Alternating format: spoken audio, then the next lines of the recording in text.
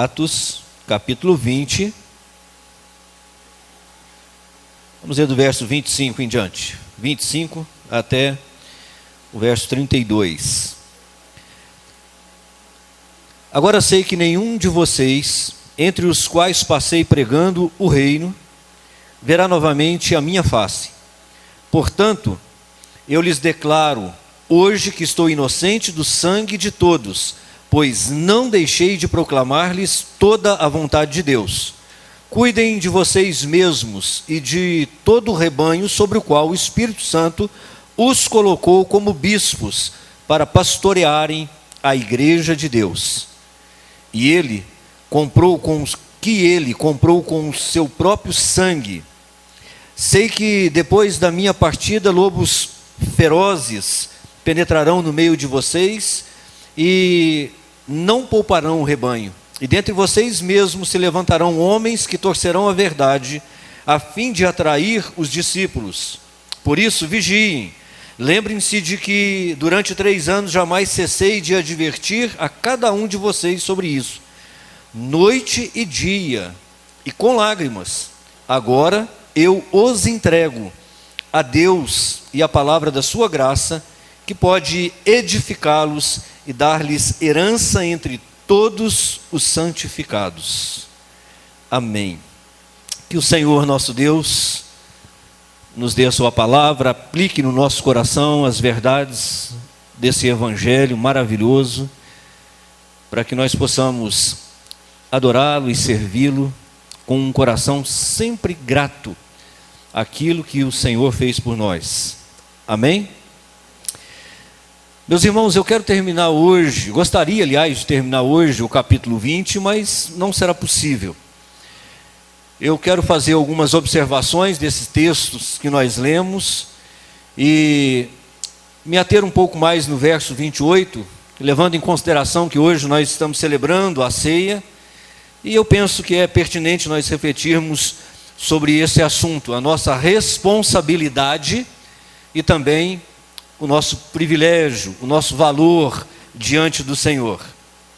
O texto que nós lemos diz que Paulo de Mileto, ele havia mandado chamar os presbíteros ou anfitriões da cidade de Éfeso. E Paulo manda chamá-los para despedir, e depois de fazer um discurso, Paulo então despede de uma forma muito calorosa, muito amorosa, daqueles discípulos amados.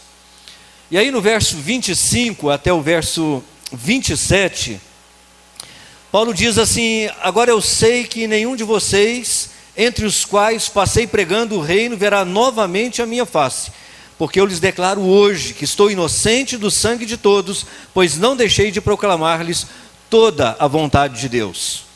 Paulo cria firmemente, fortemente, que aquela seria a última vez que eles veriam a face do apóstolo Paulo. Por isso essa declaração de inculpabilidade que Paulo faz diante de todos eles. Porque Paulo está dizendo: eu não tenho nenhuma culpa caso alguém de vocês se desvie do caminho, caso alguém de vocês ainda não seja salvo. Eu não tenho culpa, porque eu preguei todo o conselho de Deus, eu preguei todo o evangelho de Deus. Durante 3 anos eu não fiz outra coisa a não ser pregar de dia e de noite com lágrimas, porque eu fui fiel à mensagem que o Senhor me entregou.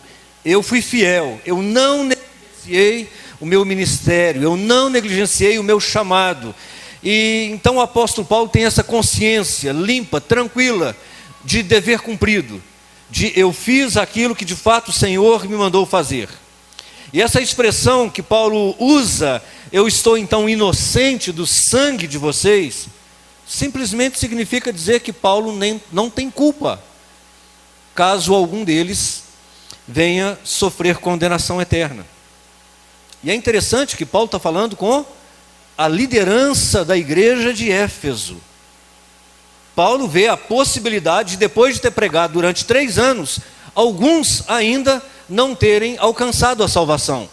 O evangelho ainda não ter conseguido quebrar as barreiras, porque para ser salvo eu preciso crer de todo o meu coração que Jesus Cristo é o Senhor, que Ele é o Filho de Deus, que Deus o ressuscitou dos mortos, que Ele morreu no meu lugar, para que eu tivesse vida eterna. E muitas vezes essa conversão que nós vemos, temos visto isso nos últimos domingos, ela não é uma conversão de todo coração, ela é uma conversão intelectual. Nós percebemos que é melhor estar no meio do povo de Deus.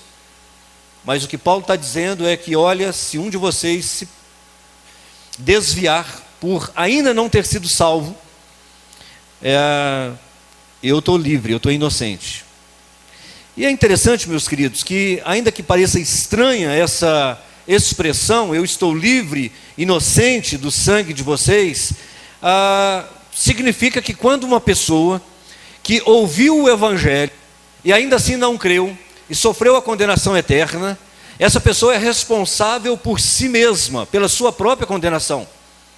Lembro-me que disse domingo passado, já ouvi de um outro pastor famoso que está aí nas redes sociais, que ninguém será condenado por causa dos seus pecados.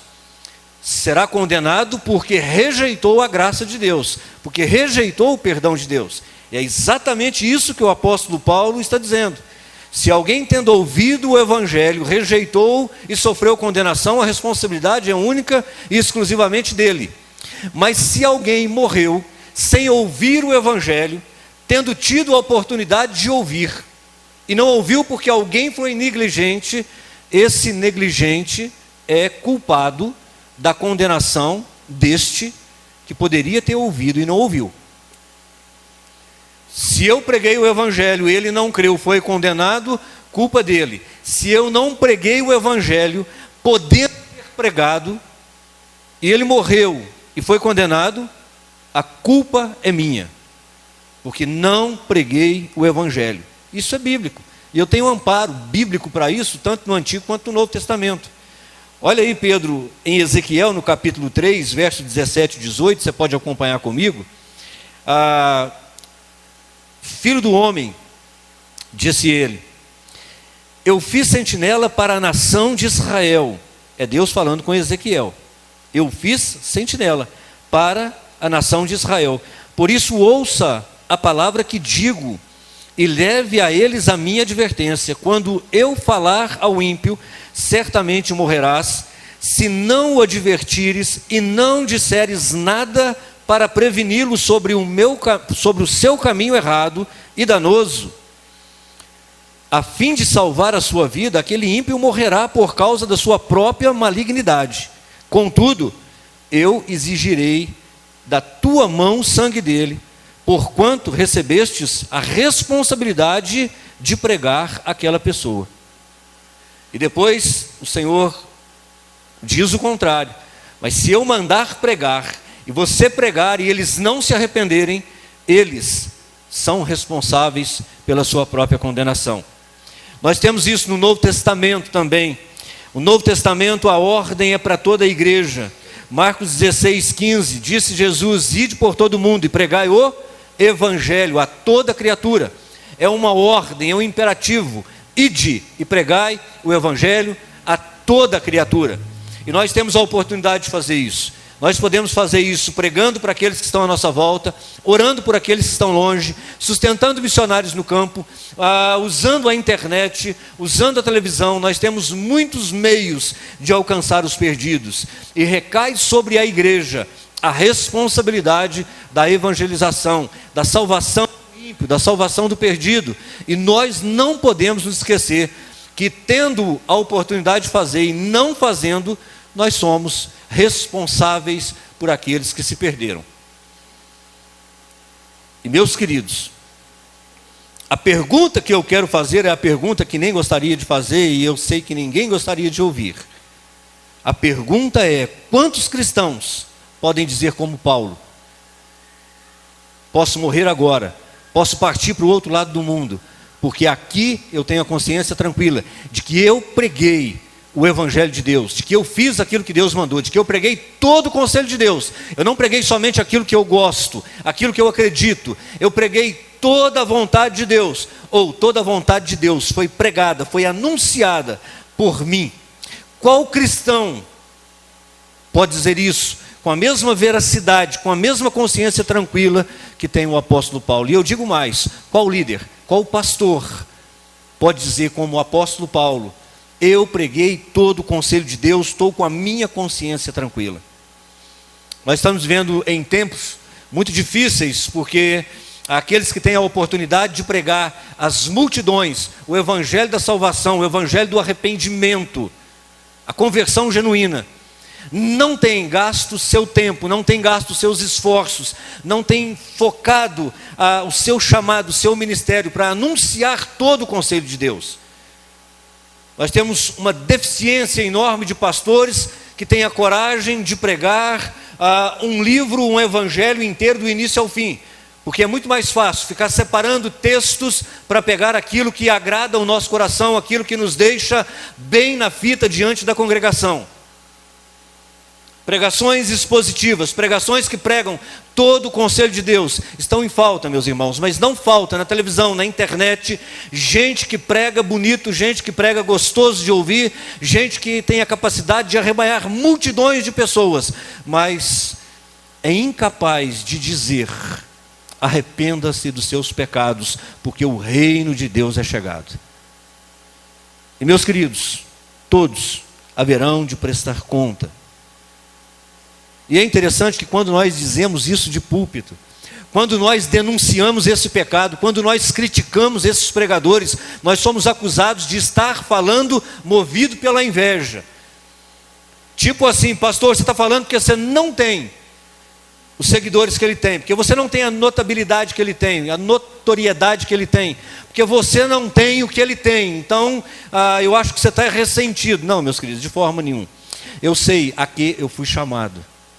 Eu sei qual é o meu ministério, eu sei qual é o meu chamado, eu sei a quem eu preciso agradar. Eu quero e preciso agradar ao meu Senhor, ao meu Salvador.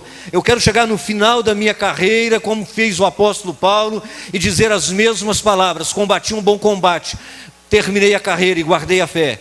Guardei a fé, eu guardei a fé bíblica, genuína, eu fui o mesmo de início até o fim, eu me tornei cada vez mais servo de Jesus, odiado por muitos, mas amado pelo meu Senhor, reprovado por muitos, mas aprovado pelo meu Senhor, meus queridos. Nós não fomos chamados para servir a homens, nós fomos chamados para servir ao Senhor e ao seu reino. Nós temos uma responsabilidade, nós iremos prestar conta de cada palavra que sai da nossa boca, seja ela torpe ou não. Nós iremos prestar contas. Por isso, meus queridos, é muito melhor, muitas vezes, nós não termos a aprovação dos homens, mas termos a aprovação de Deus, e vivermos com a consciência tranquila de que nós fizemos exatamente aquilo que o Senhor nos mandou fazer. Ser quem nós fomos chamados para ser, fazer aquilo que o Senhor nos chamou para fazer, ter a consciência tranquila de que nós estamos no lugar certo, fazendo aquilo que é certo, aquilo que agrada ao Senhor. O próprio apóstolo Pedro disse: a quem nós deveríamos agradar, a homens ou a Deus? Certamente a Deus. Prosseguindo a leitura, meus queridos, e voltando aí ao mesmo tempo para o verso 28, que é o verso que eu gostaria de me deter um pouco mais com os irmãos. O verso 28 diz: cuidem de vocês mesmos e de todo o rebanho sobre o qual o Espírito Santo os colocou como bispos para pastorearem a igreja de Deus, que ele comprou com seu próprio sangue.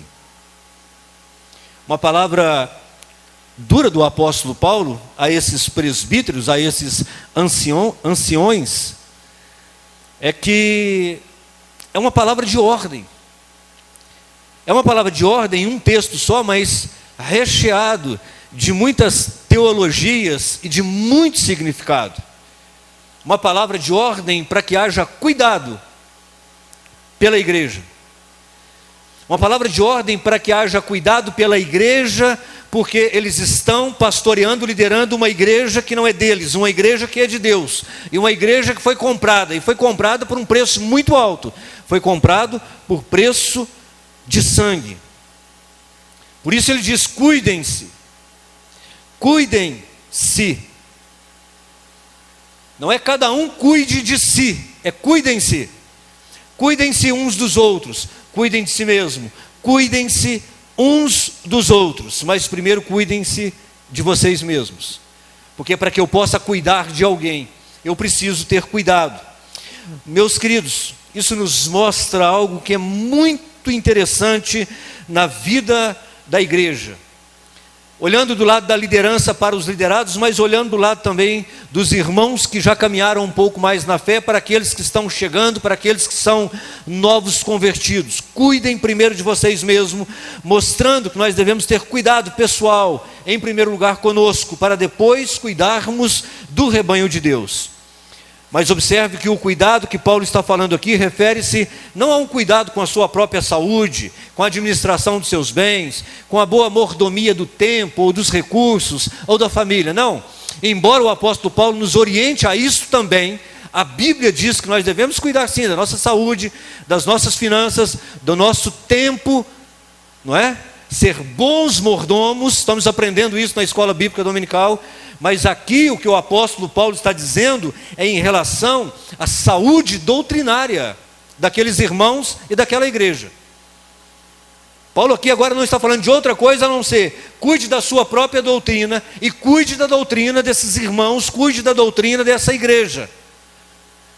E se você quer compreender isso melhor, é só ler o verso 29 até o 31. Paulo diz assim: sei que depois da minha partida, lobos ferozes penetrarão no meio de vocês, e não pouparão o rebanho.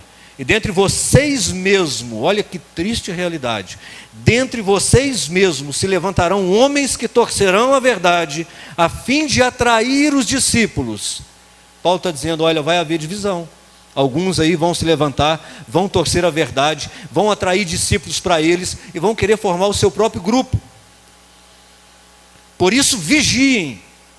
Lembrem-se de que, durante 3 anos, jamais cessei de advertir a cada um de vocês sobre isso, noite e dia e com lágrimas. Cuidado. Vão se levantar lobos ferozes, gente de dentro e gente de fora. Cuidem-se de vocês, cuidem da doutrina, porque esse é o prato principal dos lobos ferozes. Eles entram usando a palavra de Deus, torcendo a palavra de Deus ao seu favor, criando doutrinas de homens, criando doutrinas heréticas, diabólicas. Lobos ferozes aqui são os falsos mestres, os falsos pastores, homens gananciosos que iriam usufruir da igreja para benefício próprio, para enriquecimento próprio. E homens tanto de fora quanto de dentro. Meus irmãos, essa é uma preocupação legítima desde a edificação da igreja, e será até a volta de Jesus. Alguns irmãos ficam aborrecidos, ficam às vezes chateados, quando o pastor tem esse cuidado com a doutrina da igreja, e não nos desviarmos nem para a direita nem para a esquerda, e não começarmos a fazer concessões, a vigiarmos se a nossa doutrina, se as nossas músicas, se os nossos comportamentos têm como base a Escritura Sagrada, se Cristo é o centro da nossa doutrina, da nossa adoração, da nossa eclesiologia. Mas isso é legítimo, isso é bom que seja assim, e é necessário que seja assim. Isso é importante para que a igreja permaneça em unidade, porque a unidade é o maior poder da igreja. Se nós estivermos unidos, se nós formos um só, doutrinariamente, se nós formos um só com o Senhor, nada pode deter a igreja de Jesus, nada pode pausar a igreja de Jesus, impedir que ela cumpra o seu ministério aqui nessa terra. Não só o apóstolo Pedro, aliás, o apóstolo Paulo, mas todos os apóstolos tinham esse cuidado.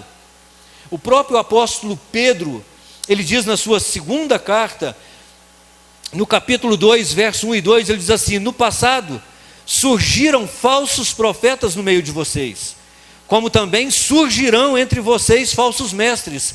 Estes introduzirão secretamente heresias destruidoras, chegando a negar o soberano que os resgatou, trazendo sobre si mesmo repentina destruição.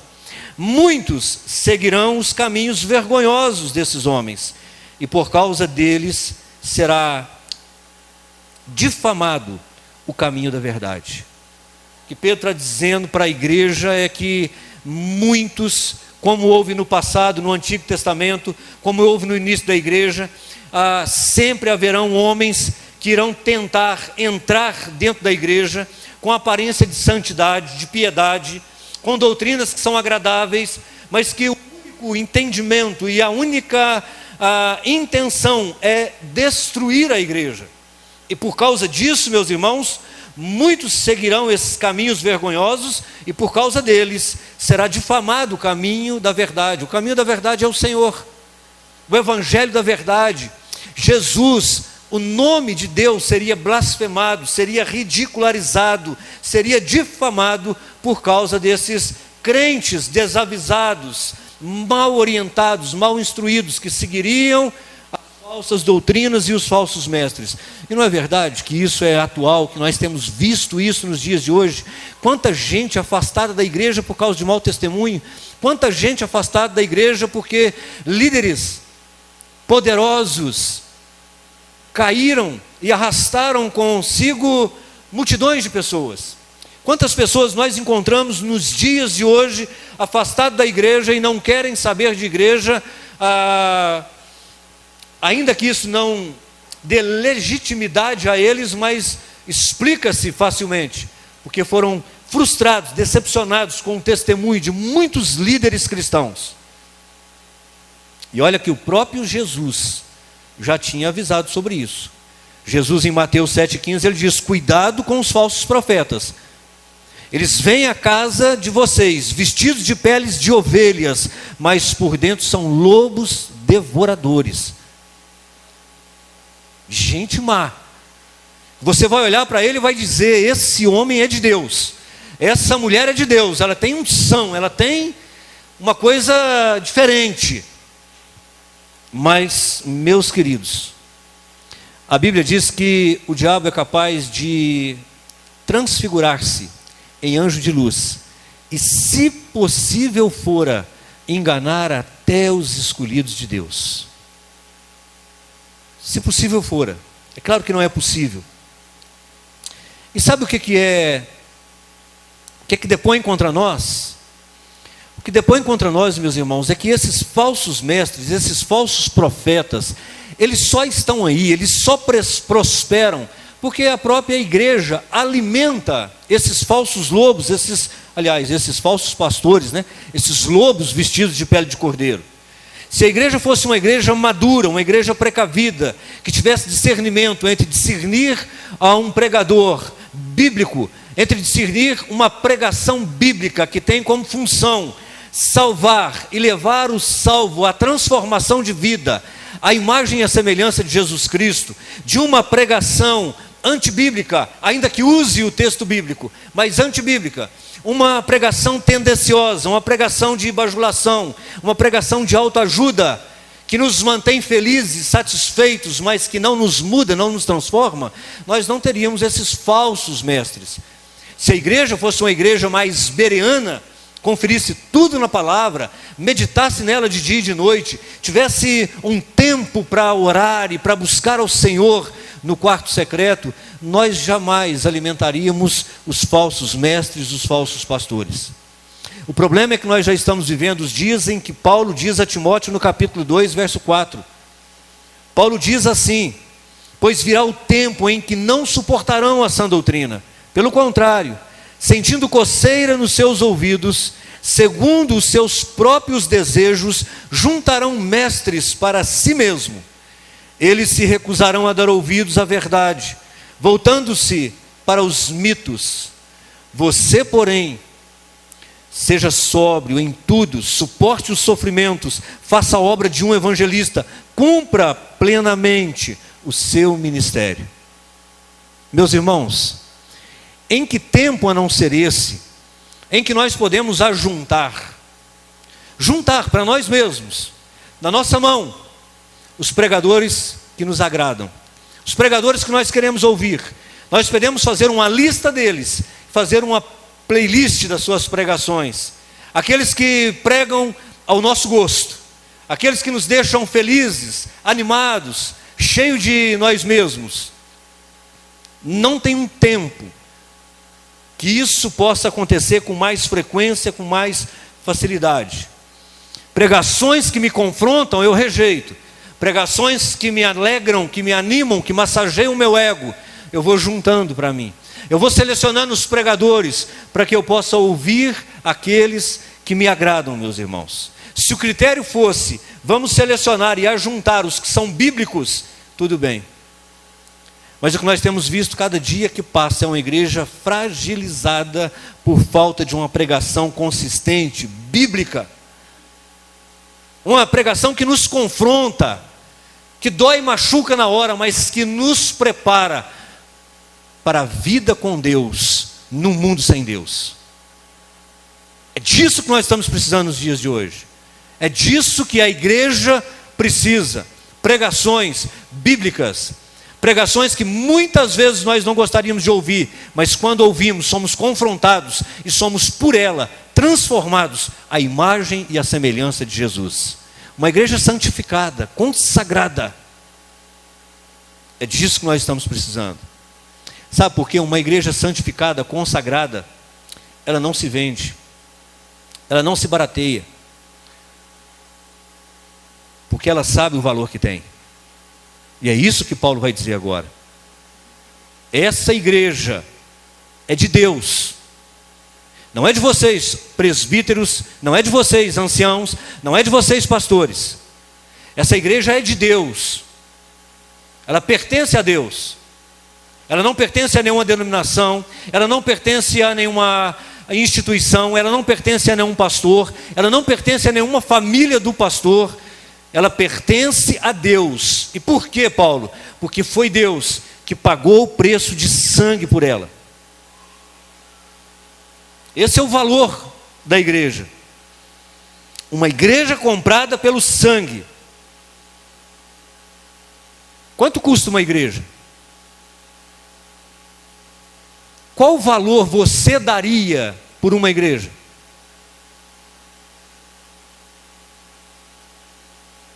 Ou vamos mudar a pergunta: que valor nós temos dado à igreja? Porque Jesus deu a vida. Jesus deu o sangue dele vertido na cruz. E não foi uma gota de sangue, não foi 1 litro de sangue. Foi todo o sangue, até que não houvesse mais sangue, fosse jorrado água do seu próprio corpo. 100% de Jesus dado na cruz do Calvário, meus queridos. O texto aí diz que ele comprou o seu próprio sangue, mas a melhor tradução aí seria: ele comprou com o sangue do próprio filho. Nós sabemos que ele não comprou com o seu próprio sangue, porque quem morreu na cruz do Calvário, quem derramou sangue na cruz, não foi o pai, foi o filho. Ainda que o pai estivesse no filho, mas foi o filho. E por todos os outros textos da Bíblia nós podemos entender que ele comprou com o sangue do seu próprio filho. E é isso que Pedro diz na sua primeira carta, verso 1, 18 e 19, que eu te convido a ler junto comigo. Pedro diz: sabendo que não foi mediante coisas corruptíveis, como prata e como ouro, que fostes resgatado do vosso fútil procedimento, que vocês receberam dos vossos pais, mas pelo precioso sangue, como de um cordeiro, sem defeito, sem mácula, sangue de Cristo. O sangue de Cristo. Meus irmãos, quando nós olhamos para isso, nós precisamos reafirmar o valor que a igreja tem. Nós precisamos reafirmar algumas verdades que saber do valor que a igreja tem, meus queridos, nos faz muito bem. E nos faz querer ser igreja de Jesus. Igreja santificada. Igreja consagrada ao seu Senhor, ao seu dono, àquele que a edificou, àquele que a resgatou com preço de sangue. É bom demais saber que a igreja tem valor. Porque quando eu gravo isso no meu coração, a igreja tem valor, eu sou parte da igreja, eu tenho valor. É bom demais saber que, ainda que esse mundo nos despreze, ainda que esse mundo não dê nenhum valor à igreja de Jesus, ainda que esse mundo queira aniquilar, acabar com a igreja de Jesus, e ainda que até mesmo muitos cristãos não tenham dado o valor devido à igreja de Jesus, é bom saber que Ele ama a sua igreja.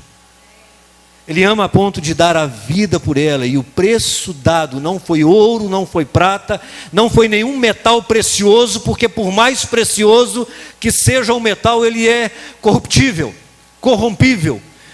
Foi pago o preço do sangue de Jesus Cristo vertido na cruz do Calvário. Não foi um sangue qualquer, de um homem qualquer, foi o sangue do Cordeiro de Deus que tira o pecado do mundo. Foi o sangue do Filho de Deus, o justo, sem defeito, sem mancha, sem mácula, sem pecado, aquele que não tinha pecado, mas se fez pecado por nós na cruz do Calvário. Aquele que levou sobre ele toda a nossa dor, toda a nossa enfermidade, toda a maldição e toda a ira de Deus foi lançada sobre ele. Porque ele olhou para a igreja depois da cruz e ele disse: vale a pena, tem valor.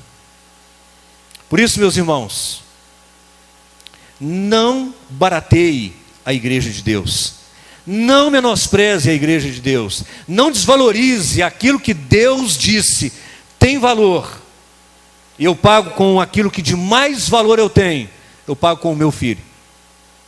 Em segundo lugar, meus queridos, nós precisamos nos lembrar, e aqui eu faço menção das palavras do pastor Cleveland, que esse preço foi um preço igual por todos nós. Um preço igual por todos nós. Quanto foi que Jesus pagou na cruz por mim? A vida, o sangue precioso. Quanto foi que Jesus pagou na cruz por você? O mesmo preço, o mesmo valor, sem fazer acepção de pessoas, sem dar mais valor a um do que a outro. Isso significa que nós temos igual valor para Deus. Isso significa que nós somos igualmente preciosos para Deus. Ele não só nos ama igualmente, como nos dá o mesmo valor. O mesmo valor. O valor máximo. O valor mais alto que Ele poderia nos dar. Ele deu por mim, por você, por aqueles que estão ainda perdidos lá fora, que ainda não têm consciência do valor que têm, e estão se vendendo, estão se dando, estão se barateando, vivendo como filho das trevas, ainda que sejam filhos da luz, porque não sabem o valor que têm, não sabem que custaram para Jesus preço de morte, preço de sangue, preço de dor, preço de sofrimento na cruz do Calvário. Mas como é bom você que está aqui hoje saber que você tem valor para Deus, e que o valor que Deus te dá é um valor que não se pode medir, que não se pode pagar, que não se pode comprar. Saber que nós somos dele. Nós somos dele. Nós pertencemos a ele. Isso significa que se nós somos dele, pertencemos a ele, se ele nos comprou, e nós temos essa consciência, nós podemos descansar tranquilos. Nós não temos com o que nos preocupar. Nós já fomos salvos da condenação eterna. O diabo não pode nos tocar mais. Somos guardados e protegidos pelo Deus Altíssimo, Deus vivo e todo-poderoso. A nossa fé está guardada nos céus. A nossa salvação está guardada nos céus. Eu não preciso me preocupar nem com o dia de amanhã sequer, porque eu sei que aquele que me guarda não dorme. Porque eu sei que é Ele que me sustenta, é Ele que cuida de mim, é Ele que tem os recursos ilimitados, o poder ilimitado, e é Ele que diz para mim: não precisa se preocupar, porque eu cuido de você. Isso não é bom? Isso não é precioso?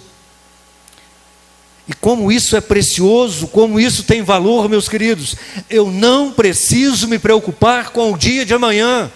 Eu não preciso me preocupar com as coisas necessárias para a vida, porque Ele proverá todas as coisas. Por isso que Paulo diz: o meu Deus suprirá todas as vossas necessidades por glória em Cristo Jesus.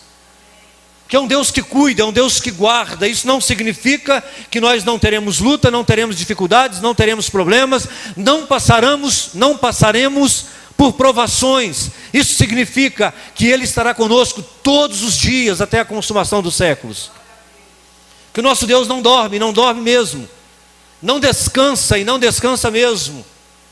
E é Ele que cuida, é Ele que provê, é Ele que guarda, é Ele que livra, ou livra da tribulação, ou nos livra na tribulação, para que o seu nome seja glorificado e nós sejamos edificados, forjados na fornalha. Como é bom, como é precioso saber disso. A responsabilidade que nos traz como igreja, como salvos, de anunciar a salvação, mas também, meus queridos, o privilégio de poder dizer que o meu Deus, o meu Senhor, cuida de mim. Se o meu pai ou minha mãe não cuidar, não se preocupe, Deus cuida. Se o governo não cuidar, se a sua empresa falir, não se preocupe, Deus cuida. Essa é a fé bíblica. Nós não temos que nos preocupar com o dia de amanhã, não, ainda que nós temos que fazer todas as coisas como nos orientam a Bíblia Sagrada, mas nós não dependemos de presidente, de governador, nós não dependemos de prefeito nem de deputado, nós dependemos do Deus vivo, verdadeiro, todo-poderoso, que tem todo o poder e toda a autoridade. Essa é a fé bíblica, essa é a fé do salmista, e esse é o texto que eu gostaria de deixar para os irmãos. Salmo 28, 8 e 9. O Senhor é a força do seu povo, a fortaleza que salva o seu ungido. Salva o teu povo e abençoa a tua herança. Cuida deles como o seu pastor e conduze-os para sempre. O Deus eterno, o bom pastor, aquele que tem o governo e o domínio de todas as coisas na palma das suas mãos. É Ele quem cuida de nós. Ele é o bom pastor, Ele é o sumo pastor. É Ele que nos conduz nas águas tranquilas, nos pastos verdejantes. Ele quem cuida de nós, é Ele quem sara as feridas, é Ele que nos guarda no abrigo, nos dias frios, nas noites frias. É Ele, meus irmãos, é Ele, e tão somente Ele. Por isso, creia e confie no poder do Senhor. Descanse no Senhor e na força do seu poder. Amém?